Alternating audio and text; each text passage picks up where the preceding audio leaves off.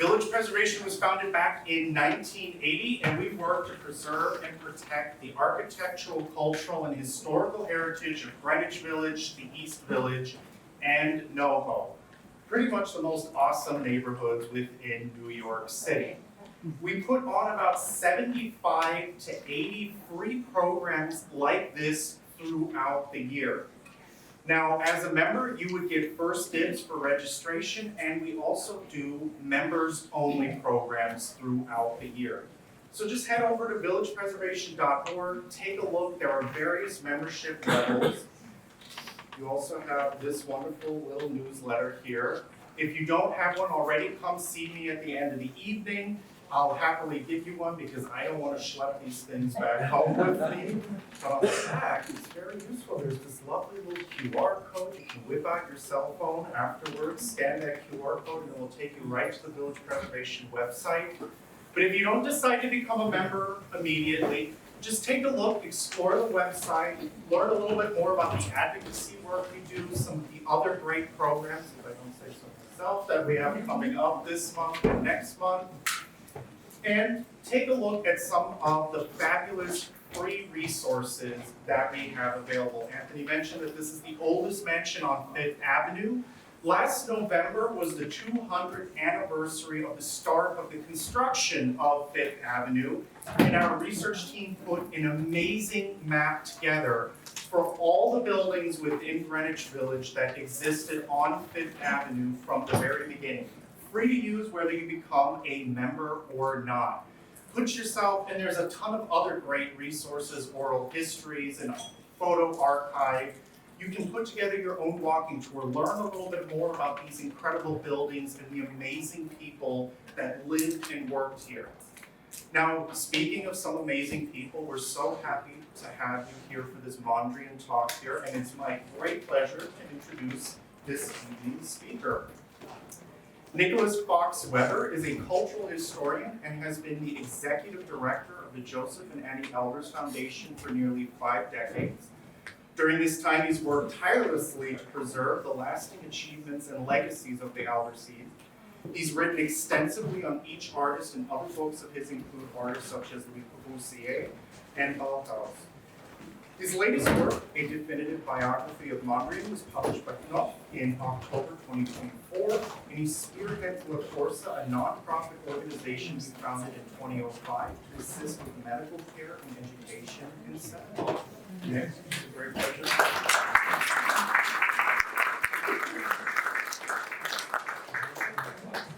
You guys do all that. I gotta do that. I don't need rent. Really impressive.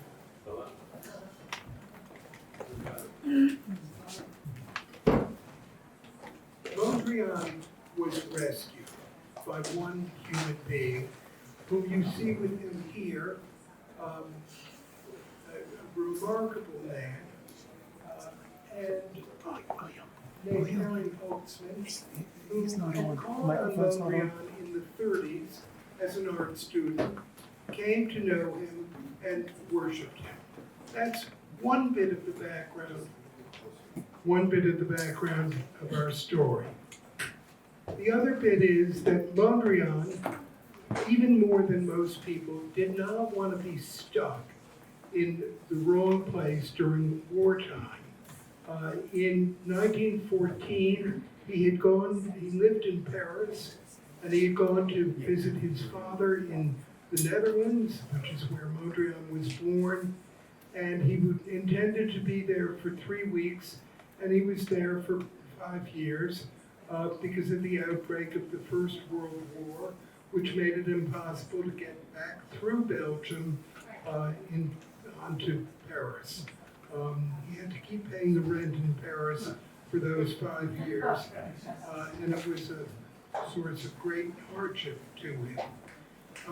And so, as the world clearly was approaching the outbreak of the Second World War, Mondrian, first of all, wanted to get out of Paris.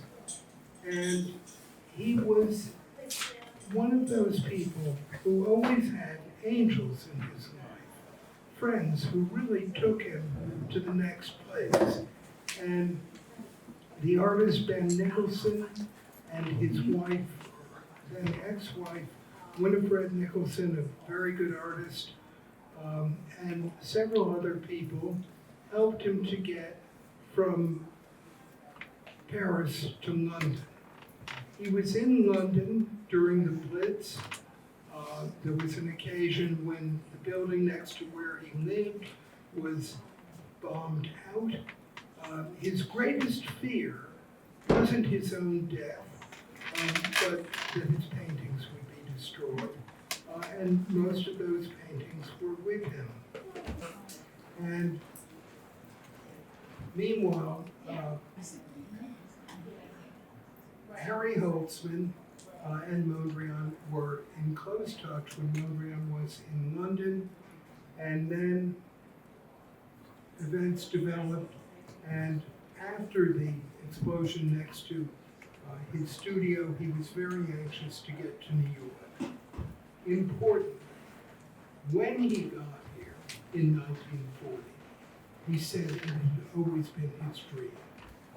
And I think one of the reasons it was his dream was because of his deep love for American jazz. To him, when he was living in Paris, jazz was the essence of everything. Freedom, spirit, rhythm, all the things he cared about.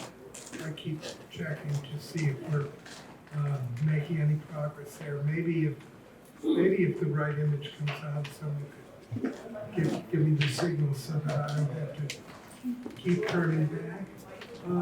But you know, to quote Louis Armstrong, jazz is the thing that folks love best. And Mondrian was an avid dancer. He had been a ballroom dancer from the time when he was in the Netherlands, through that time period, and then continued to dance on his own, obsessed with ballroom dancing, and the question of whom he would dance with, and also the clothing that he would wear for dancing, so that he often was bargaining what seemed to be a mix of paintings for suits, so that he could have the right thing, even a good set of evening clothes. And then Mondrian continued that love for dancing to such, to such an extent in Paris that he would dance alone in his art. And in fact, to give you a slice of his character, because now I'm rambling sort of off the subject of New York, but it's because I want to tell you a couple of things about this fascinating man. Early in my research on Mondrian, I went to see an elderly man whose father had been a great supporter of Mondrian's. And this man described to me going with his mother to Mondrian's studio. And they arrived, and the man I was speaking with was 10 years old at the time, in Paris, and they went to see Uncle Pete. And they arrived in the studio, and Mondrian put a record on the gramophone, did not say a word, began to dance with this young man's mother. He sat there at age 10. Half an hour later, his mother and he left, never having exchanged a word. So I'm not very good at classifying personality types, but I'm sure that there is some category into which that falls. So we have Harry Holtzman helping Mondrian with a visa and finances to come here. And in 1940, he sailed on this ship thanks to Holtzman and Holtzman's wife. His studio, his first studio, was on First Avenue, way over, it's obvious on First Avenue, but in the 50s. And he had been, Harry Holtzman arranged for him to spend his first night in America at the Beekman Arms Hotel. And he loved it. The moment he arrived, he was enchanted by the city itself. And on the very first night, he went to Harry Holtzman's house, where Harry was living with his marvelous wife, who was responsible financially for so much that happened to Mondrian. Harry Holtzman was from a poor Orthodox Jewish background and grew up in Brooklyn, and he married a very wealthy Midwestern woman whose financial situation is really the reason that so much happened in Mondrian's life. That was Eileen Holtzman, and so Mondrian arrives. The first night he's at Harry Holtzman's. He hears for the first time in his life boogie woogie. Boogie woogie. A new form of jazz, not yet known to him, and he was intoxicated.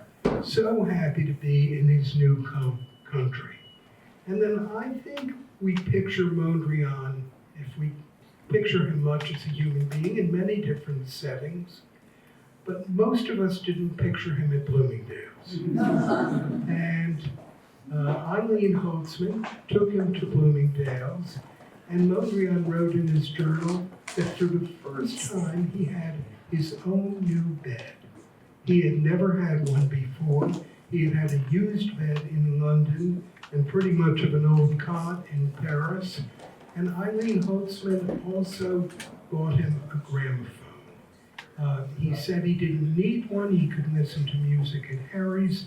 He was a very modest human being, but they got him his own record player. And he set up his studio. And that studio is very similar to what his studios had been like in Paris, because Mondrian essentially lived inside of Mondrian.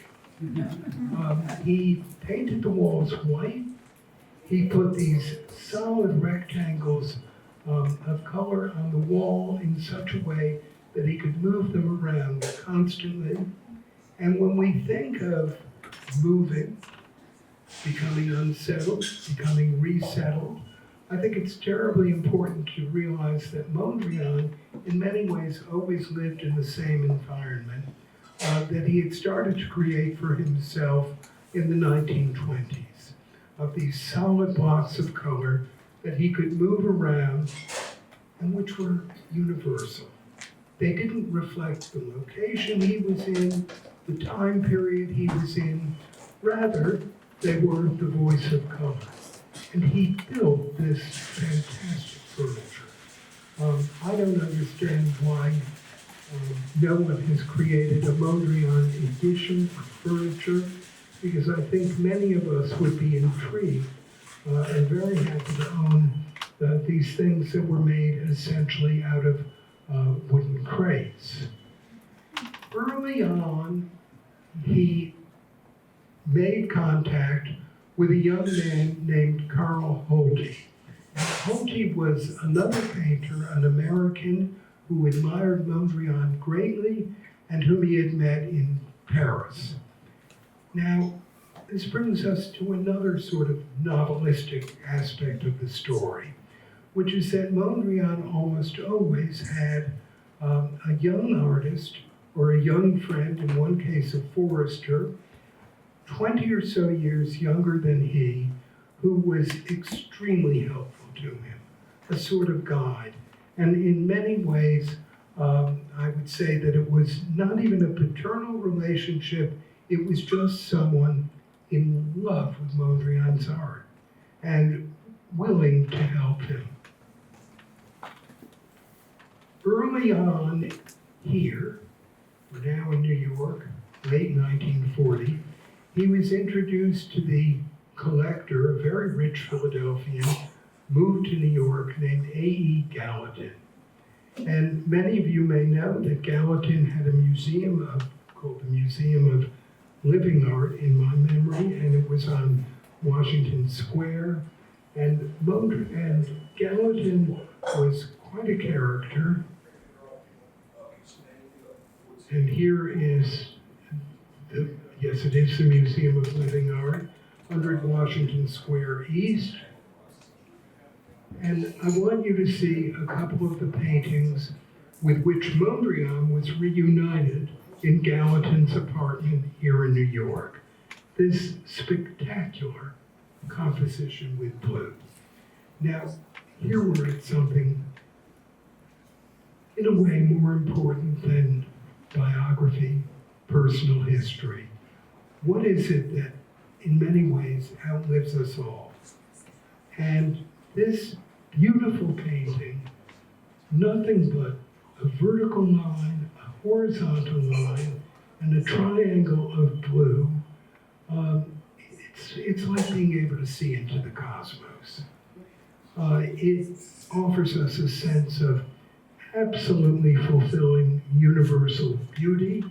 I am aware that Mondrian often voiced his theory that the vertical was the male, the horizontal was the female. Read into that what you want, but what matters here isn't symbolism or any known fact from the representational world. It's the spirit of pure invention and this total immersion in the wonder of white. By circumscribing the white, you turn it into something particularly beautiful. And anyway, let's picture Mondrian at Gallatin's apartment, reunited with this painting, and with this one. As you'll see, if you read the fine print, his artwork ended up in the Philadelphia Museum of Art. And this was another of the wonders that Gallatin had. There's a story that at Christmas time, when the Gallery of Living Art was closed, Gallatin had Mondrian come in to clean his paintings, which they needed. And Mondrian was so compulsive in trying to get his paintings perfect that he tried to repaint them. Very much in character for someone who was always moving around the rectangles and the lines to get the perfect rhythm, the perfect spirit, everything going. I was quite intrigued by a story of Mondrian at lunch at Gallatin's. Gallatin was, to say the least, very fancy. And apparently at the dinner table, behind every single guest, there was a standing servant per person. And Mondrian wrote a letter to an old friend suggesting that he'd never been as uncomfortable in his life. So I mentioned the great passion for boogie woogie. And I had the good fortune of being taken to see in a warehouse in Connecticut Mondrian's original records, his old LPs. There was something quite thrilling about having these objects in hand. And so we photographed some of them for your benefit to see this taste of American culture. There's nothing to do with Mondrian in a way, but the figure seated at the piano, you can hardly see, but then is so rhythmic and alive with his cigarette, and even the cigarette smoke is quite something. Mondrian would go hear boogie woogie at a nightclub called Cafe Society downtown. And Cafe Society, I love it when some of you nod your heads with that, yes. Wonderful place. Its owner was a man, if I'm remembering correctly, his name was Barney Josephson. And Barney Josephson was among the few people who wanted, it was one thing to have black performers, but it was more progressive to have black guests. And Barney Josephson initiated that policy. And then there was Cafe Society Uptown on 58th Street. Not so long a walk from Mondrian. He would go there and have the most wonderful evenings, dancing with Lee Krasner, who he said was a very good dancer. Imagine, it's so interesting to think, Mondrian, and we'll get to this, ended up having a connection with Pollock.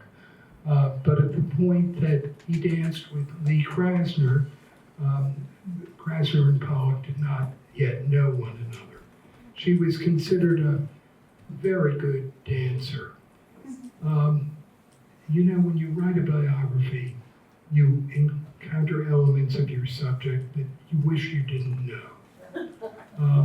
One of them, for me, with Mondrian, are his periodic outbursts of anti-Semitism, which is quite extraordinary when you think that Harry Holtzman, who rescued him, was Jewish.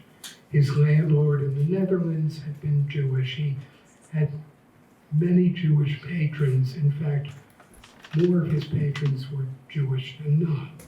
But he still could let out some really ghastly remarks. But of Lee Krasner, he said, Jewish women are the best to dance with. Again, boogie woogie. This wonderful world that he entered. I can't resist showing you these record covers because they're so much part of his way of life. And he went and danced at Roseland. And the person with whom he went dancing was the art dealer Sidney Janis. Now, Sidney Janis, some of you may have met him. Many of you went into the gallery in its early stages. I had the good fortune of meeting Sidney Janis, I don't know, 40 years ago, longer than that, because of my Albers work. And one day I asked Sidney, I call him Mr. Janis, who was, in your eyes, the greatest artist of the 20th century? And I knew that Sidney had spent a summer with Picasso, about whom his wife had written a book. He had wonderful work by Brancusi in the gallery. He certainly knew the gamut, and he looked at me as if he'd never considered the question before. And he said, Piet Mondrian.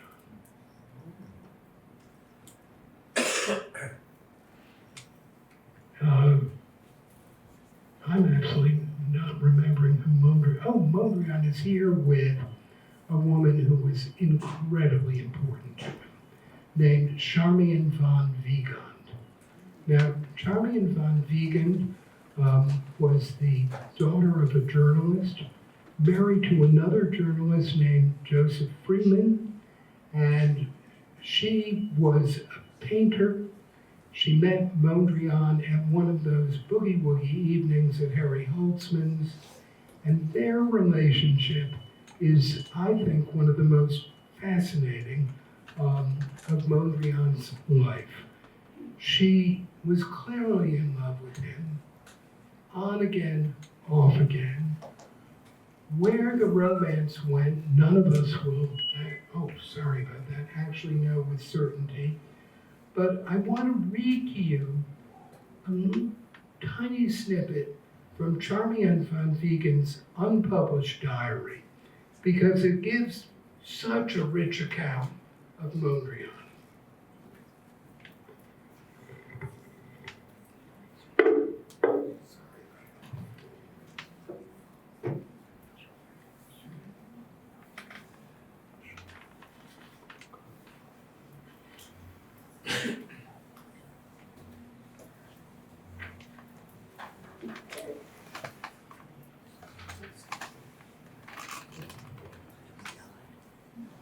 This is a diary entry from July of 1941. He can be so charming when he wants to be. As if there were two personalities, rather dour, ascetic face, with the lids of his eyes dropped, as if he were listening to a voice inside himself, and not knowing you were there. Then the flashing of his eyes, the keen appreciation in them, the charming smile, and the elegant movements of the long, competent hands. He can show the most tender solicitude, the greatest indifference I have ever known in one human being. And his eyes can flash with indignation and anger. Such a mixed message, so personal, and I think so very rich. And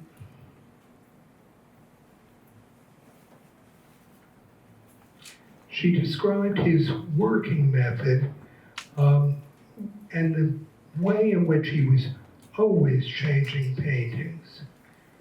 She had great difficulties with him. She was working on editing a collection of his writings.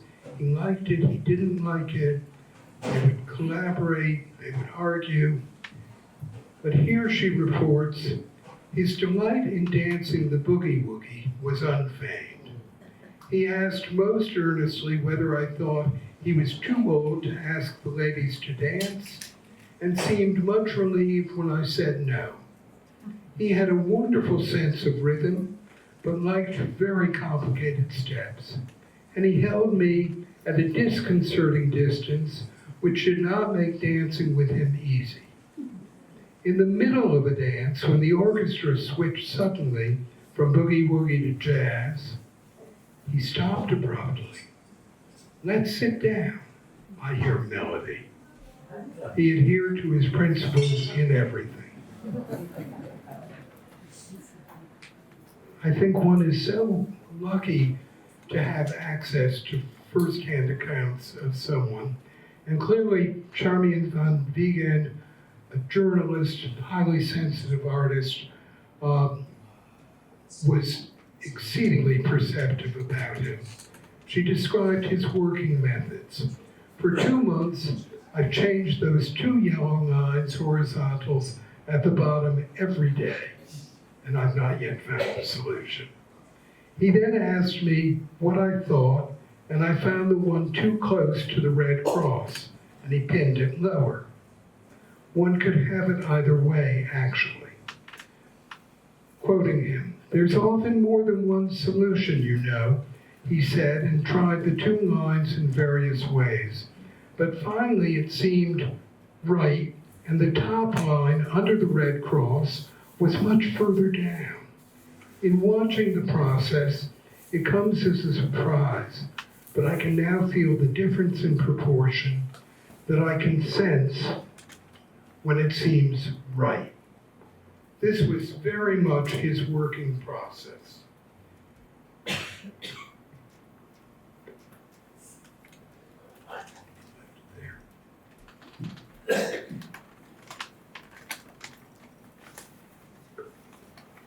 And here she is on the roof of his building on First Avenue. Now, Mondrian had his paperwork to get his visa when he came here in 1940. I find this, given all the issues of immigration, I mean, there are always major issues, but given what they are today, there's something particularly striking about seeing this immigrant identification card. And then he went and applied for citizenship in 1943. But first he needed documents saying that he was allowed to stay here with a resident visa. When he was in the resident visa office, which I think was about 2 blocks from where we're sitting today, he gave his name and was told, and he gave the name Piet Mondrian. And the woman looking at his birth certificate said, But that's not your name, sir. Your name is Peter Cornelius Mondrian.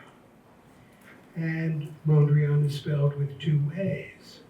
And it was Carl Holte who stood there arguing with the woman and saying, you know, if you look in the encyclopedia or any art magazines, you'll discover that this man's name now is Piet Mondrian.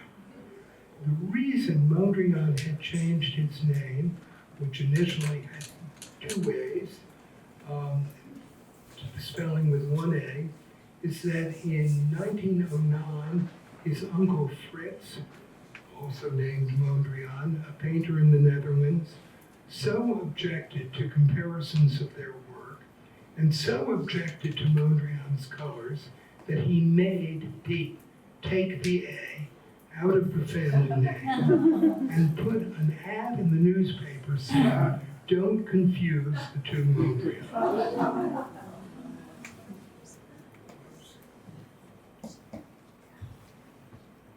Familiar to many of you?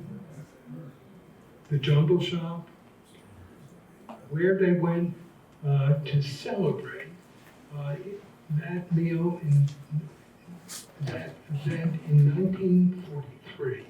It was a remarkable place, either Waverly Place or 8th Street. I'm not sure. I don't know if anyone here knows, but it was a very popular restaurant with artists. It had murals by the painter Louis Boucher, a fashionable painter. This is the inside of that restaurant where they celebrated in 1943. And something that's quite typical that we know from different accounts is that after a meal with Charmian von Wiegen and Carl Holte, Mondrian picked up the check. Now here we are at his second studio. He was friends with Leger, who was also living in New York, very much caught up in the same society. Leger is on the right here. Mondrian, you can see, is in the background, second from the left in the second row. This is a group of abstract artists, and Leger was very instrumental in having Mondrian become part of the artist world here. The studio interiors, I think, are quite irresistible. And then we get to the paintings on which Mondrian was working previous to coming to the United States. Trafalgar Square, which is one of his masterpieces, and which Mondrian had brought with him and began to repaint in 1943. Hence you see the 2 dates. I have to give you a very specific, personal Greenwich Village memory because you're all here. My sister Nancy, who's here tonight, had a marvelous triangular apartment on 7th Avenue South. And on the wall of that apartment, she had a large print of this painting. And it obviously was, to say the least, deeply meaningful. And then Place de la Concorde, another painting on which Mondrian had been working, very unusual that he named paintings from locations, given that his main emphasis was certainly on the universal more than the representational.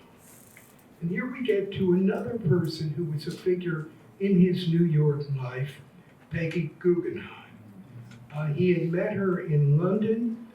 He had helped her with an exhibition she had there. She had bought one of his works. And when he was living in New York in this one-room walk-up studio, she was in a very grand house on Beekman Place.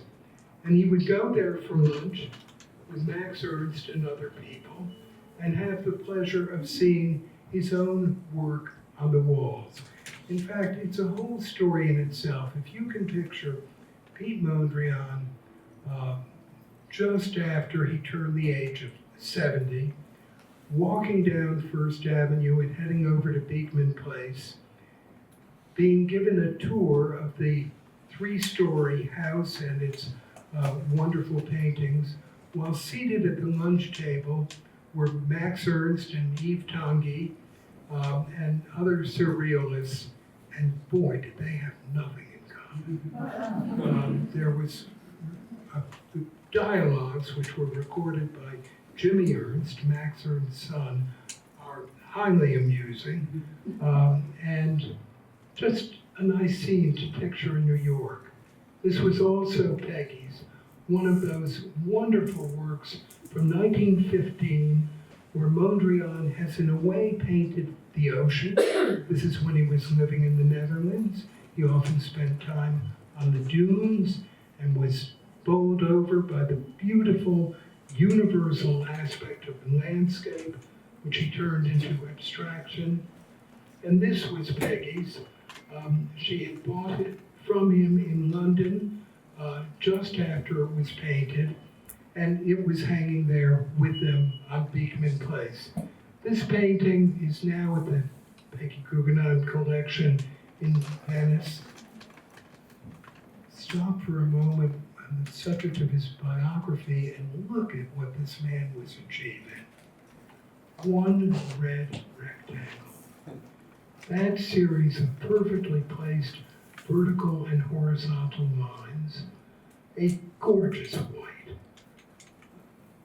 A white on which so much could occur. I have a theory that Mondrian, who grew up in a formal house in the Netherlands, was deeply affected by looking out the window, as many of us are, and by the grid of the window mullions, which were black and painted, and in many ways that's how he always saw the world, framed by verticals and horizontals and opening up to so much. Then we have a wonderful New York character named Valentine Dudensing. And he owned a gallery that was really progressive, showed Mondrian, showed art and other people, and became a haven for young artists. There was a wonderful New York painter named Leland Bell, who used to talk to me about the joys of going into Dudensing's gallery and seeing works by Mondrian after Mondrian's lifetime. But in 1942, Dudensing had the courage to give Mondrian a show that had early work and late work. This is on 57th Street. I have to remember that I'm speaking to an audience where New York geography is something that I think we all enjoy picturing. I also love the graphics of the announcement. And then you had a wonderful young artist named Malcolm Green, and Mondrian was to give a talk about universality in art that was part of a program at the Dudensing Gallery. When asked to give the talk, he was supposed to do it at the Museum of Modern Art, but then the Modern decided they didn't want it. There was antipathy to Mondrian and to pure abstraction by some of the powers that be at the Modern in 1942. But Mondrian wrote, he was a prolific writer, he wrote on the spiritual elements of art and on many of his beliefs, and when Malcolm Green read Mondrian's talk, and Mondrian chose to have someone else read his words. Mondrian himself had quite a thick Dutch accent, wasn't that comfortable in English. The crowds streamed out onto 57th Street. Max Ernst was the other side of life in Peggy's apartment. I think the contrast between these artists, how they lived, how they painted, is quite marked. Mondrian had very little interest in Ernst's work.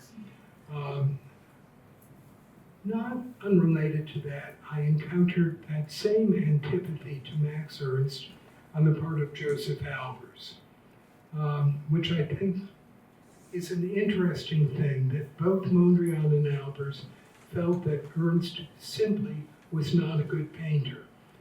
As fascinated as he was with his subject matter, and as interesting as his subject matter was, these two abstractionists were opposed to his beliefs and his method. The quintessential Ernst from that same period when Mondrian was having lunch at Peggy Guggenheim, so I neglected to mention that Max Ernst and Peggy Guggenheim were married in that time period. And then we have young Jackson Pollock. Now, there are a number of biographies of Peggy Guggenheim, and they give different accounts of what happened with her and Mondrian and Jackson Pollock. But essentially, Peggy asked Mondrian to be on the jury of an exhibition that she was housing on 57th Street, a major show of young artists. One of the submissions was a Jackson Pollock. Peggy hoped that Mondrian wouldn't see it. And when she saw him glimpsing it, she said, "Oh, I'm so sorry, you have to see that. I don't know where this nonsense comes from," or something like that. And Mondrian turned to her and said, "Not at all, Peggy. Looking at this painting specifically, he said, there's more promise here. This man has such a future. There's such openness in this painting that I think it's just wonderful to picture Mondrian with that same quality of openness." We're back in his studio, and we see the beginnings of a painting called Victory Boogie Woogie. He began to use tape. That was part of his American experience. I've never known whether it was apocryphal, but I do know sometimes you only know what people have said to you. And I do know that in 1974, Josef Albers said to me that he had tried to get Mondrian to lend some paintings for an exhibition at Black Mountain College, which is where Albers was then teaching. And Mondrian said he would, and then he wrote to Albers and said, I'm just painting and repainting my work. I haven't finished enough things. I'll send them when I can. And Josef said to me, he said, "Mondrian, do you know that in America they have these different forms of electrical tape and color tapes? And if you were to use them rather than painting and repainting your lines every time, life would be much easier for you."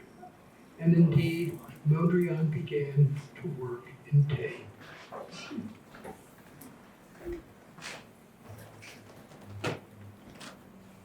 Just giving you glimpses of his studio, but then he had moved to 59th Street, right near Fifth Avenue. I mean, the building's no longer there. Downtown side of 59th Street between 5th and Madison. Mondrian at work, inspecting the Boogie Woogie. The title, in many ways, speaks for itself. Broadway Boogie Woogie. Mondrian, who loved neon, the energy of the city, the vibrancy, and was able to translate it into abstraction. And finally, we see Victory Boogie Woogie, the painting that he was working on at the time that he died in 1944. By then, this painting had been exhibited at Dudensing's gallery with that of a figurative sculptor, a very deliberate move of Mr. Dudensing to get a wide audience in, The sculptor was the wife of the Brazilian ambassador, and a whole new crowd came and looked at Mondrian. The Boogie Woogie paintings were on view there, and Mondrian, of course, was painting them and painting them and repainting them. In 1944, when he was working on the two Boogie Woogie paintings, one of his very good friends went to see him and felt that he looked very unwell. Then he was invited to a party at the house of Yves Tanguy. He didn't have much of a social life. He went out once a week. That was his sort of allowance for himself.